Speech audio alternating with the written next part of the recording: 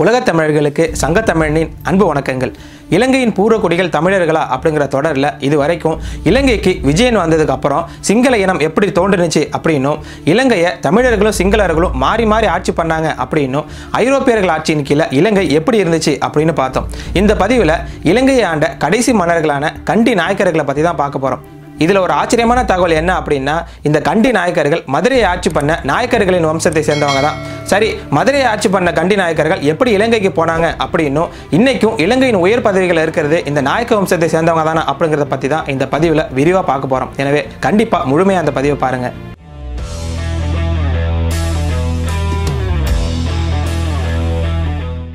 இலங்கை எப்போதுமே ஒரே நாடாக இருந்ததில்லை அப்படின்னு பார்த்தோம். யாழ்ப்பாணம், கோட்டை, கண்டி அப்படிங்கிற 3 பகுதிகள் தலைநகராக கொண்டு 3 நாடுகளாக தான் இருந்துச்சு. இதில் வடக்கில் இருந்த யாழ்ப்பாணத்தை தமிழர்கள் ஆட்சி பண்ணிட்டு இருந்தாங்க. மீதம் இருந்த 2யுமே சிங்களர்கள் ஆட்சி பண்ணிட்டு இருந்தாங்க. 17ஆம் நூற்றாண்டுல இருந்து இலங்கையின் கண்டியை மதுரை நாயக்கர்கள் ஆட்சி பண்ண ஆரம்பிச்சாங்க. இவங்க கண்டி நாயக்கர்கள் அப்படின்னு அழைக்கப்பட்டாங்க. சரி, மதுரையில் இருந்த நாயக்கர்கள் எப்படி இலங்கை ஆட்சி பண்ணாங்க அப்படின்னு விரிவாக பார்க்கலாம். இலங்கையின் கண்டி பகுதியை 1707 இருந்து 1739 வரைக்குமே வீர நரேந்திர சிங்கன் அப்படிங்கிற சிங்கள மன்னர் ஆட்சி பண்ணிட்டு இருந்தாரு. இவர் மதுரையை ஆட்சி செஞ்சிட்டு இருந்த நாயக்கர் குடும்பத்தை சேர்ந்த ஒரு பெண்ணை 1708 திருமணம் செஞ்சுக்கிறாரு. அதற்கு அப்புறமா மறுபடியும் மதுரையை சேர்ந்த இன்னொரு நாயக்க குடும்ப பெண்ணையும் 1710 திருமணம் செஞ்சுக்கிறாரு. ஆனா இந்த 2 பேருக்குமே குழந்தை பிறக்கல. அந்த மன்னர் 1739 இறந்து போறதுக்கு முன்னாடி தனக்கு 2 ராணிகள் மூலமா குழந்தை இல்லாததால முதலாவது மனைவியின் தம்பியான விஜயபாலன், அதாவது தன்னோட மச்சான் தான் அடுத்த மன்னரா வரணும் அப்படின்னு சொல்றாரு. இதனால இந்த வீர நரேந்திர சிங்கன் 1739 இறந்து போனதுக்கு அப்புறமா மதுரை நாயக்க வம்சத்தை சேர்ந்த விஜயபாலன் தன்னோட பேரை ஸ்ரீ விஜயராஜ சிங்கன் அப்படின்னு மாத்தி கண்டியை ஆட்சி பண்ண ஆரம்பிக்கிறாரு. இவர் தான் இலங்கையில கண்டி நாயக்க வம்சத்தை தோற்றுவிச்சவர். இவர் வைணவ மதத்தை சேர்ந்தவராக இருந்தாலுமே இலங்கையின் பெரும்பான்மையா இருந்த புத்த மதத்திற்கு நிறைய நன்மைகளை செஞ்சிருக்காரு அப்படின்னு சொல்றாங்க. இவரோட ஆட்சி காலத்துல தான் மிகப்பெரிய புத்தர் சிலைகளும் நிறைய புத்த கோயில்களும் கட்டப்பட்டுச்சு அப்படின்னு சொல்றாங்க. அதே நேரத்தில் இலங்கை முழுவதும் இருந்த கிறிஸ்துவ தேவாலயங்களை இடிச்சு தள்ளினாரு அப்படின்னு சொல்றாங்க. இந்த விஜயராஜ சிங்கன் சிவகங்கை ஜமீனா இருந்த நரேனப்ப நாயக்கர் அப்படிங்கிறவரோட மகளை தான் திருமணம் பண்ணிக்கிறாரு. இந்த திருமணத்தின் போது தமிழ்நாட்டில இருந்து நிறைய பேர் இலங்கைக்கு போய் கண்டியிலே தங்கிடுறாங்க. இவருக்கும் குழந்தை இல்லாதால தன்னோட மச்சானையே தனக்கு அடுத்த மன்னரா அறிவிக்கிறாரு. இந்த விஜயராஜ சிங்கன் இறந்த பிறகு அவர் சொன்னபடியே அவரோட 16 வயதான மச்சானான கீர்த்தி ஸ்ரீ ராஜசிங்கன் 1747 அரியணைக்கு வந்தாரு. மன்னருக்கு வெறும் 16 வயசு ஆனதால அரசாங்கத்தை அவரோட அப்பாவான நரேனப்ப நாயக்கர் தான் பார்த்துக்கிட்டாரு. இவரும் புத்த மதத்திற்கு நிறைய சேவைகள் செஞ்சிருக்காரு அப்படின்னு சொல்றாங்க. சின்ன வயசுலேயே அரியணைக்கு வந்துட்டதால கிட்டத்தட்ட 35 ஆண்டுகள் ஆட்சி பண்ணியிருக்காரு. இந்த கீர்த்தி ஸ்ரீ ராஜசிங்கன் 6 நாயக்க பெண்களை திருமணம் பண்ணிக்கிட்டாரு. கூடவே ஒரு சிங்கள பெண்ணையும் திருமணம் பண்ணிக்கிட்டாரு. இதுல ஒரு சோகமான செய்தி என்ன அப்படின்னா, இவருக்கு இந்த 6 நாயக்க மனைவின் மூலமா குழந்தை பிறக்கல. ஆனா கடைசியா திருமணம் பண்ணிக்கிட்ட சிங்கள பெண்ணின் மூலமா 2 ஆண் பிள்ளையும் 6 பெண் பிள்ளையும் பிறந்தாங்க. ஆனா இந்த சிங்கள பெண்ணுக்கு பிறந்த குழந்தைகள் யாருமே அடுத்ததா ஆட்சி அதிகாரத்துக்கு வர முடியாது. இதனால இந்த மன்னர் 1782 இறந்து போனதுக்கு அப்புறமா இவரோட தம்பியான ஸ்ரீ ராஜாதி ராஜசிங்கன் ஆட்சிக்கு வந்தாரு. இவர் 1798 வரைக்குமே ஆட்சி பண்ணாரு. இவரோட ஆட்சி காலத்துல தான் திரிகோணமலை, மட்டக்களப்பு, யாழ்ப்பாணம், மன்னார், கொழும்பு போன்ற கடலோர பகுதிகள் எல்லாருமே ஆங்கிலேயர்கள் கைவசம் வந்துச்சு. இந்த மன்னரும் நாயக்க பெண்ணை தான் திருமணம் பண்ணிக்கிறாரு. ஆனா இவருக்கும் குழந்தை இல்லை. இதனால தனக்கு அடுத்து மன்னரா தன்னோட மனைவியான உபேந்திரம்மாவின் தம்பியான முத்துசாமி நாயக்கரை தான் மன்னரா அறிவிக்கிறாரு. இப்படி அறிவிச்ச கொஞ்ச நாள்லயே இறந்தும் போயிடுறாரு. எல்லோருமே அடுத்ததா முத்துசாமி தான் மன்னரா வருவாரு அப்படின்னு எதிர்பார்த்தாங்க. ஆனா பிலிமாத்தலா அப்படிங்கிற சிங்கள அமைச்சர் இந்த சந்தர்ப்பத்தை பயன்படுத்தி ஆட்சி அதிகாரத்தை கைப்பற்ற நினைச்சாரு.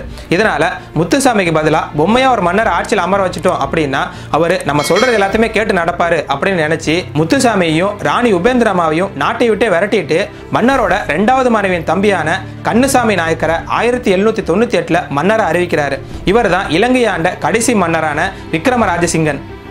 பிலிமாத்தலாவால நாட்டை விட்டு துரத்தப்பட்ட முத்துசாமியும் ராணி உபேந்திரம்மாவும் யாழ்ப்பாணத்தில் இருந்த ஆங்கிலேயர்கள்கிட்ட தஞ்சம் புகுந்தாங்க. அதே நேரத்தில் கண்டியின் அரசனா முடிசூட்டிக்கிட்ட விக்ரமராஜசிங்கன் பிலிமாத்தலா சொன்னதை கேட்காம சிறப்பா ஆட்சி செஞ்சாரு. இதனால பிலிமாத்தலாக்கு பயங்கர ஏமாற்றம். எப்படியாவது சூழ்ச்சி செஞ்சு ஆட்சியை பிடிச்சிடணும் அப்படின்னு நினைச்சு கண்டியை கைப்பற்றதுக்காக ஆங்கிலேயர்களுக்கு தூது அனுப்புறாரு. இதனால ஆங்கிலேயர்களும் கண்டியின் மீது போர் தொடுத்தாங்க. ஆங்கிலேயர்களோட மிகப்பெரிய படையை எதிர்கொள்ளக்கூடிய அளவுக்கு விக்ரமராஜ சிங்கன் கிட்ட படைபலம் இல்லை. இதனால தப்பிச்சு போய் ஒரு இடத்துல பதுங்கி இருக்காரு. கண்டி கோட்டையை முற்றுகையிட்ட ஆங்கிலேயர்கள் அங்க மன்னர் இல்லாததால ரொம்பவே எளிமையா கோட்டையை கைப்பற்றிட்டாங்க. ஆனா பிலிமாத்தல நினைச்சபடி அவரை மன்னர் ஆக்காம முத்துசாமியை தான் மன்னரா 1803ஆம் ஆண்டு மெக்டோவல் அப்படிங்கிற வெள்ளைக்கார தளபதி அறிவிக்கிறாரு. ஆனா யாருமே எதிர்பார்க்காத வண்ணம் விக்ரமராஜசிங்கன் ஒரு மிகப்பெரிய படையை திரட்டி கொண்டு வந்து வெள்ளைக்காரர்களோட சண்டையிட்டு கோட்டையும் மீட்டு வெள்ளைக்காரர்களை ஓட ஓட விரட்டி அடிச்சாரு. இவர் கூட எதிர்த்து போரிட முடியாம வெள்ளைக்காரங்களே வெள்ளை கொடியை காட்டி சரணடைஞ்சாங்க அப்படின்னு சொல்றாங்க. இப்படி விக்ரமராஜசிங்கன் கண்டி கோட்டையை கைப்பற்றினதுக்கு அப்புறமா பிலிமாத்தலாவே அமைச்சராக தொடர்ந்தாரு. அதற்கு காரணம் அவரோட சூழ்ச்சிகள் எதுவுமே மன்னருக்கு தெரியாது. எப்படியாவது மன்னரை தன்னோட சொல் பேச்சு கேட்க வைக்க என்ன செய்யலாம் அப்படின்னு யோசிச்ச பிலிமாத்தலா தன்னோட மகளையே மன்னருக்கு திருமணம் செஞ்சு வைக்க முயற்சி பண்றாரு. ஆனா ஒரு சிங்கள பெண்ணை திருமணம் பண்ணிக்க மன்னர் மறுத்துறாரு. இது மட்டும் இல்லாம உடனே தன்னோட சொந்தக்கார பெண் 2 பேரை திருமணமும் செஞ்சுக்கிட்டாரு. இதனால பயங்கர கோபம் அடைஞ்ச மந்திரி பிலிமாத்தலா மன்னரை எப்படியாவது தீர்த்து கட்ட முயற்சி பண்றாரு. இதை தெரிஞ்சுக்கிட்ட மன்னர் பிலிமாத்தலாவை தூக்கில் போட உத்தரவிடுறாரு. அவருக்கு பதிலா எகிலப்பொல அப்படிங்கிறவரை அமைச்சராகவும் அறிவிக்கிறாரு. ஆனா இந்த எகிலப்பொலவும் வெள்ளைக்காரர்கள் கூட தொடர்பு வச்சிருந்தாரு. மன்னருக்கு எதிராக உள்நாட்டு கலவரங்களையும் தூண்டி விட்டாரு.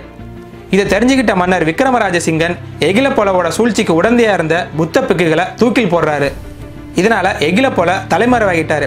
அதற்கு அப்புறமா பல வழிகளில் கண்டி அரசை கவிழ்க்க முயற்சி பண்ணிக்கிட்டே இருந்தாரு. இப்படி எகிலப்பொல தொடர்ந்து மன்னருக்கு எதிராக செயல்பட்டதால ஒரு கட்டத்தில் பொறுக்கவே முடியாத விக்ரமராஜசிங்கன் எகிலப்பொலவோட மனைவியான குமாரிகாமியையும் அவரோட 4 குழந்தைகளையும் ஆயிரக்கணக்கான சிங்கள மக்கள் முன்னிலையில வெட்டி கொலை செய்ய உத்தரவிடுறாரு. அந்த 4 குழந்தைகளுக்குமே 11 வயசுக்குள்ள தான் இருக்கும். இதனால அங்க இருந்த சிங்கள மக்கள் எல்லாருக்குமே விக்ரமராஜன் சிங்கன் மீது ஒரு வெறுப்பு வந்துச்சு. இந்த சூழ்நிலையை எப்படியாவது சாதகமாக பயன்படுத்திக்கணும் அப்படின்னு நினைச்ச எகிலப்பொல வெள்ளைக்கார அதிகாரியான ராபர்ட் பிரவுன் கூட சேர்ந்து கண்டியின் மீது போர் தொடுக்கிறாங்க.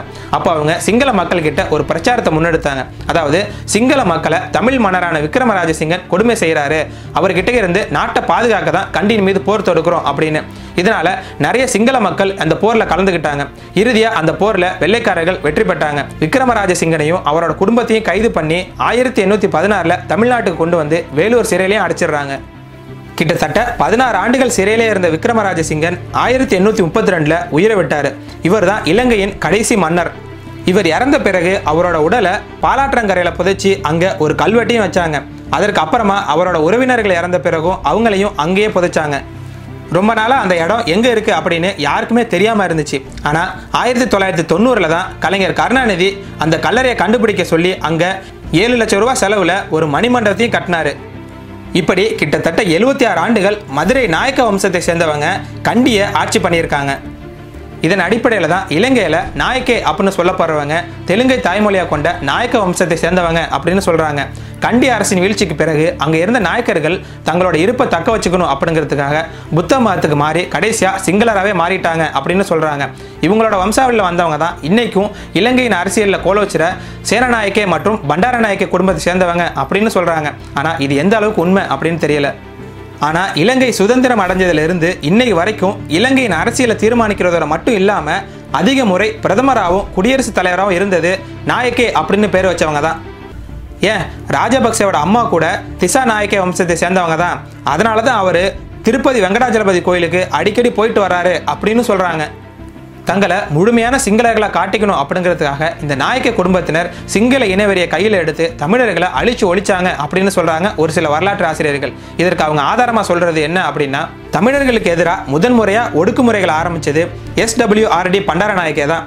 அவர் தான் 1956ஆம் ஆண்டு சிங்களம் மட்டுமே இலங்கையின் ஆட்சி மொழி அப்படின்னு கொண்டு வந்தாரு. இதனால இலங்கையில மிகப்பெரிய போராட்டம் வெடிச்சது. அதுல ஆயிரக்கணக்கான தமிழர்கள் கொல்லப்பட்டாங்க.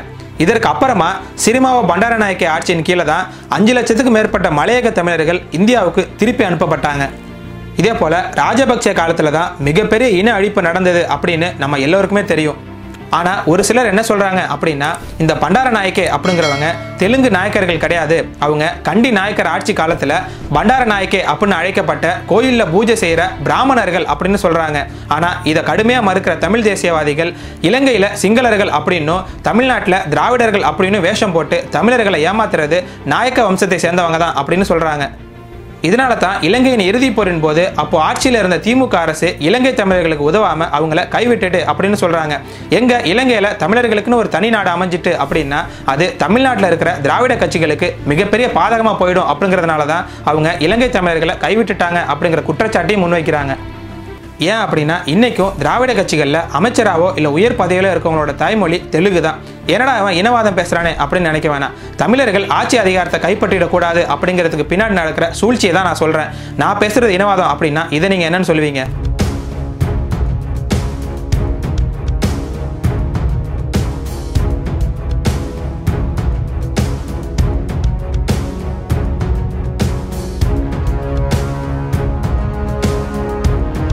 தமிழர்களை தோற்கடிச்சு நம்மளை அடிமைப்படுத்தி ஆட்சி பண்ணாரு திருமலை நாயக்கர். அதனால அவருக்கு மதுரையில விழா கொண்டாடுறாங்க. சரி, ஆனா வேங்கி நாடு அப்படின்னு சொல்லப்பட்ட ஆந்திராவை பல நூறு ஆண்டுகள் ஆட்சி பண்ண ராஜராஜ சோழனுக்கோ இல்ல ராஜேந்திர சோழனுக்கோ இன்னைக்கு நாம ஆந்திரால போய் விழா கொண்டாட முடியுமா அப்படிங்கறதா என்னோட கேள்வி. தமிழர்களுக்கு யாரும் எதிரி கிடையாது. ஆனா தமிழர்களை சுத்தி நிறைய எதிரிகளும் துரோகிகளும் தான் இருக்காங்க. இதை நம்ம எல்லாருமே நிச்சயமா தெரிஞ்சுக்கணும். தொடர்ந்து சங்கத்தமிழ் டிவியோட இணைந்திருங்கள். நன்றி, வணக்கம்.